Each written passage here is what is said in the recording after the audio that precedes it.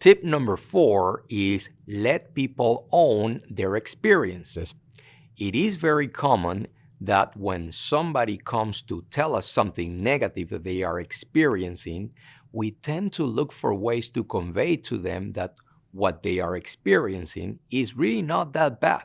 We tell them that it may be a good thing. For example, if someone at work was concerned and we ask them, hey, are you okay? And the person responds, well, I just lost 3 accounts. We may feel like saying to them, oh, don't worry, we lose accounts all the time. Don't worry about that. You'll be fine.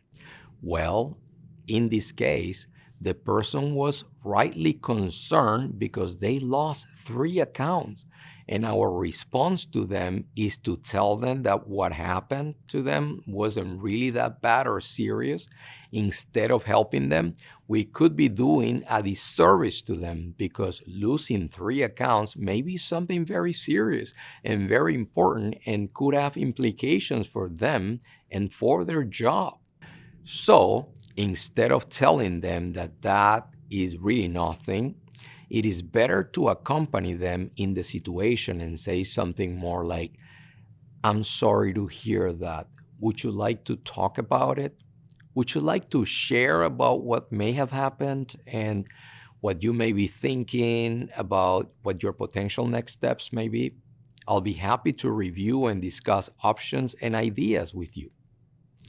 You can support the person by maybe talking about ideas and suggestions on what to do when you lose an account like this. What are ways to see if you can recover those, or what are ways to get new accounts to help cover for the loss? Get a free leadership course. There's a link in the description.